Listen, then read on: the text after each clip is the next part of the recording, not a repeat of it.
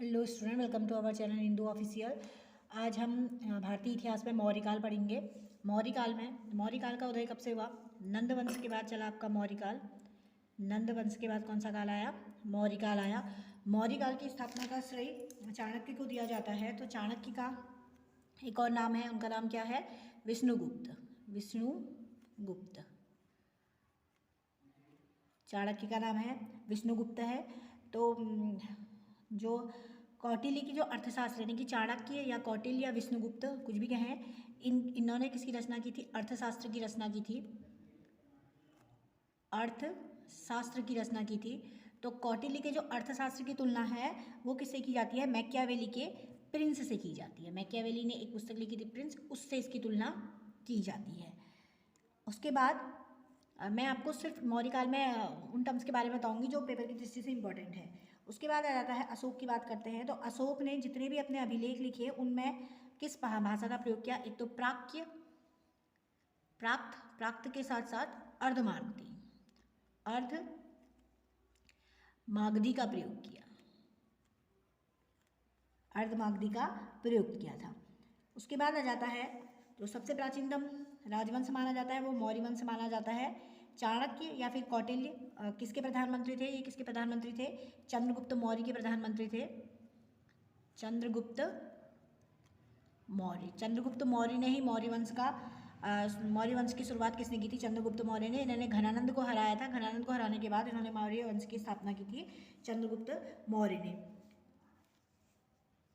उसके बाद चंद्रगुप्त मौर्य ने अपना जो राज्य था वो बढ़ाया था। किसकी मदद से बढ़ाया था? चाणक्य की मदद से बढ़ाया था, जो कि उनके प्रधानमंत्री थे। जो अगला है सांची की जो कला है, जो उसका मूर्ति है, वो किसके बारे में बताती है? तो बौद्ध धर्म के बारे में बताते हैं। सांची का स्तूप किसके बारे में बताता है? बौद्ध धर्म के बारे में बताता है। चंद्रगुप्त मौर्य ने शुरू में तो बौद्ध धर्म को अपनाया था, लेकिन जीवन के अंतिम दिनों में इन्होंने जैन धर्म अपना लिया था। तो मौर्य वंश के सम्राट किसे माना जाता है? चंद्रगुप्त मौर्य को ही माना जाता है। मौर्य वंश के समय में जो उनकी मुद्राएं थी, उन मुद्राओं को क्या कहा जाता था? पण कहा जाता था। उन मुद्राओं को क्या कहा जाता था? पण। मौर्य वंश में कितने शासक हुए थे? पहला हुआ था चंद्रगुप्त मौर्य और अशोक और बिंदुसार। ये कुछ शासकों के नाम मिलते हैं मौर्य वंश में। कौन कौन से? चंद्रगुप्त मौर्य, अशोक और बिंदुसार का नाम मिलता है। अशोक का जो उत्तराधिकारी था, अशोक का उत्तराधिकारी कौन है? कुणाल है। कुणाल का नाम आता है अशोक के उत्तराधिकारी के रूप में। उसके बाद एक पुस्तक आती है मुद्रा राक्षस।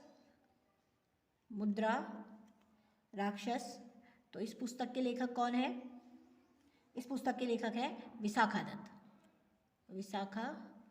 विशाखा या विशाख दत्त इस पुस्तक के लेखक है मुद्रा राक्षस के। अर्थशास्त्र के लेखक मैंने आपको बता दिया है विष्णुगुप्त, चाणक्य या फिर कौटिल्य।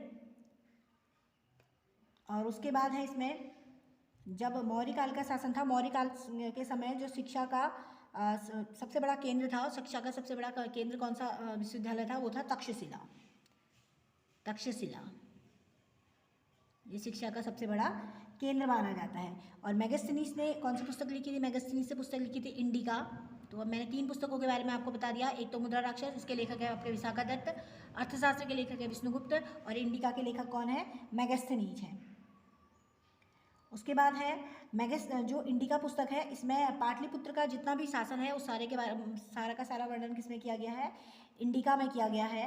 और अशोक के जितनी भी सारे शिलालेख हैं वो ज़्यादातर किस भाषा में है? प्राक्य और अर्धमागधी भाषा में इसके सारे शिलालेख हैं।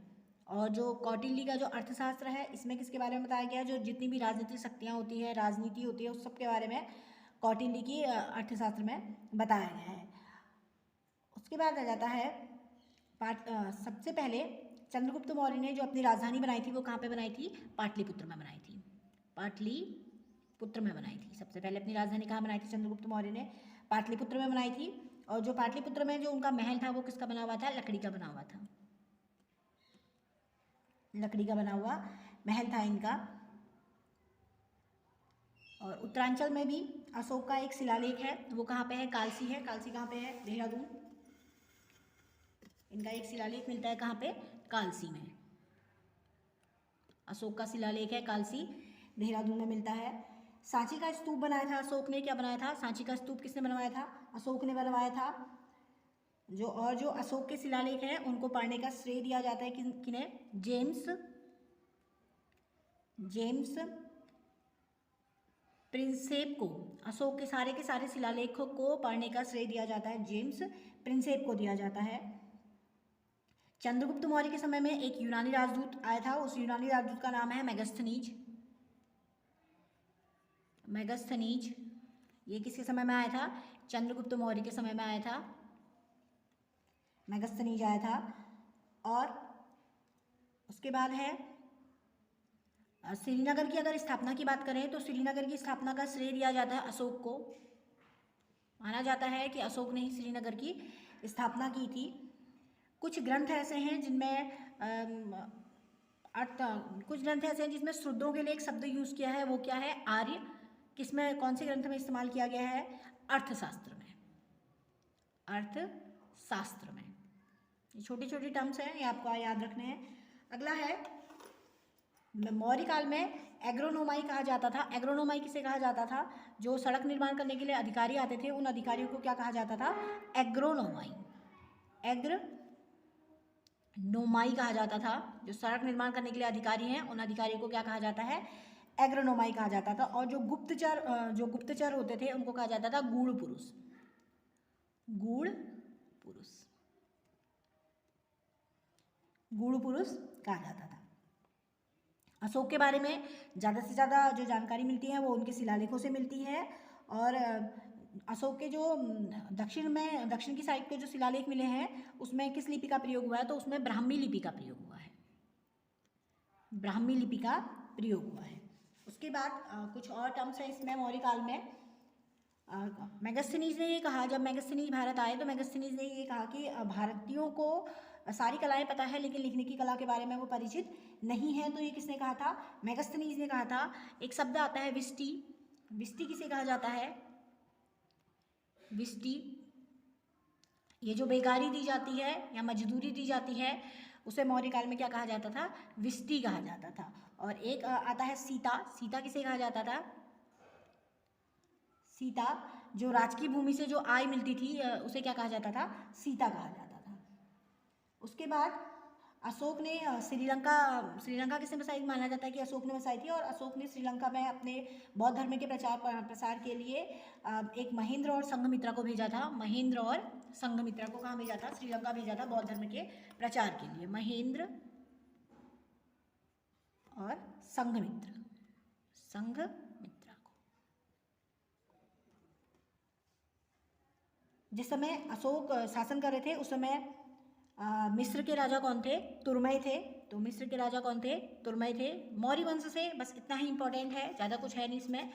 मौर्य वंश में जैसे नंद वंश के बाद मौर्य वंश शुरू हुआ, मैंने आपको बताया। मौर्य काल कब से कब तक चला था? 322 से लेकर 185 तक मौर्य काल चला था। मौर्य काल में जो प्रधानमंत्री थे चंद्रगुप्त मौर्य के, वो कौन थे? विष्णुगुप्त थे, या इनका दूसरा नाम कौटिल्य भी है। इन्होंने अर्थशास्त्र की रचना की थी। अर्थशास्त्र के अंतर्गत राजनीति के बारे में बताया गया। फिर दूसरा नाम आ जाता है अशोक का। अशोक के बारे में पता चलता है उनके शिलालेखों से। और जो उनके शिलालेख हैं वो किस में लिखे थे? प्राक या अर्धमार्गी भाषा में लिखे थे। लेकिन दक्षिण में जो प्राप्त शिलालेख हैं वो किस में लिखे थे? ब्राह्मी लिपि में लिखे थे। कुछ पुस्तकें आती हैं जैसे अर्थशास्त्र है, अर्थशास्त्र के लेखक कौन है? विष्णुगुप्त है। ऐसे इंडिका है, इंडिका के लेखक कौन है? मेगास्थनीज है। ऐसे मुद्रा राक्षस है, मुद्रा राक्षस के विशाखा दत्त हैं। और उसके बाद जो अशोक का एक शिलालेख है जो कि देहरादून के पास कालसी नामक स्थान पर प्राप्त किया गया था। अशोक को क्या कहा जाता था? कुछ भाषा में शूद्र शब्द का प्रयोग किया था अशोक के बारे में। अशोक में आर्य शब्द का प्रयोग किया था, जिसमें अर्थशास्त्र में प्रयोग किया गया था। बस मौर्य काल में इतना ही। अब इससे आगे की वीडियो मैं आपको नेक्स्ट पार्ट में दूंगी। देखने के लिए थैंक यू।